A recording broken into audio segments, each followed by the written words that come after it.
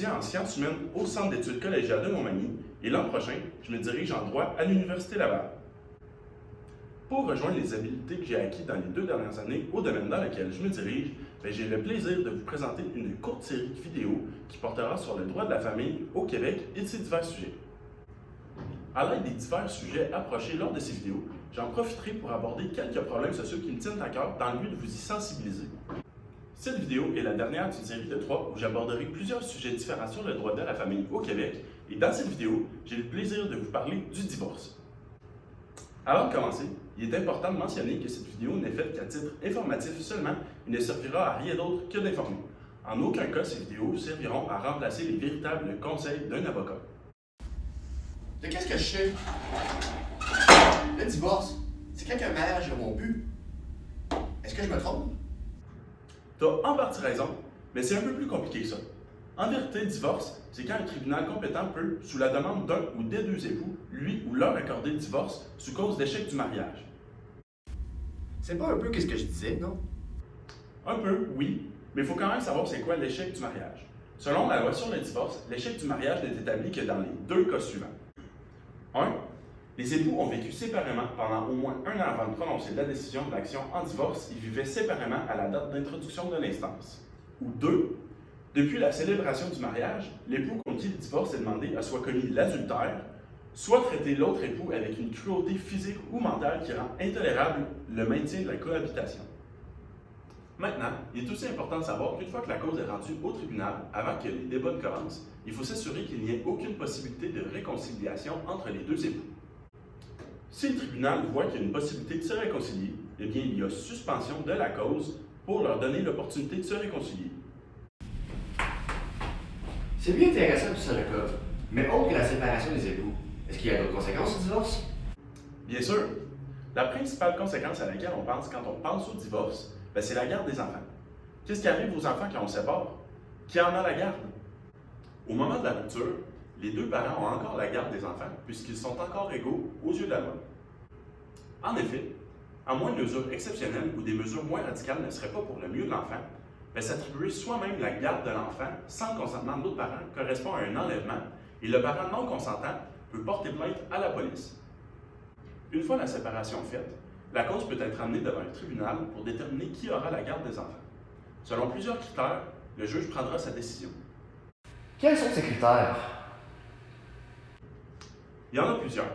L'âge de l'enfant, ses besoins, la capacité du parent à répondre à ses besoins, la stabilité, la disponibilité des parents, l'opinion de l'enfant selon le contexte, et plus encore. Le juge ne regardera cependant pas tous les critères qui n'affectent pas les qualités de parent, comme par exemple l'orientation sexuelle ou l'héritage culturel du parent. Bref, encore une fois, tout est fait pour avantager le bien-être de l'enfant. Évidemment, le divorce est un processus long et compliqué, rempli de détails. Malheureusement, mes vidéos sont beaucoup trop courtes pour tout aborder, donc je vais tout de suite passer au vif du sujet et je vais commencer à vous parler de ce dont je voulais vous expliquer aujourd'hui. Pour le sujet d'aujourd'hui, pas trop besoin d'explication, je suis pas mal certain que vous êtes pas mal tous familiers avec la situation. Avec l'arrivée de la pandémie du virus de COVID-19, une très forte augmentation de problèmes conjugaux a été observée en passant de la violence verbale au féminicide. Selon un article de la presse, depuis le début de la pandémie, environ 1 personne sur 10 est victime de violences conjugales. C'est un extrait qui témoigne du constat frappant de l'impact de la pandémie sur les problèmes conjugaux. De plus, de 2019 à 2020, une augmentation de 6,5% de demandes d'intervention pour des querelles de ménage et de conflits familiaux a été observée.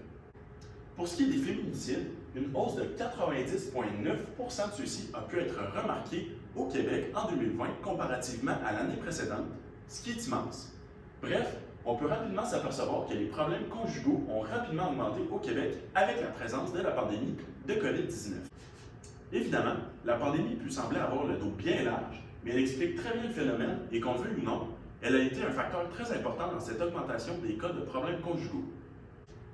Bref, les tensions familiales au Québec ont augmenté et il ne serait pas surprenant que plusieurs personnes aient recours à la justice dans les prochains mois ou les prochaines années pour résoudre certains conflits familiaux, comme le divorce.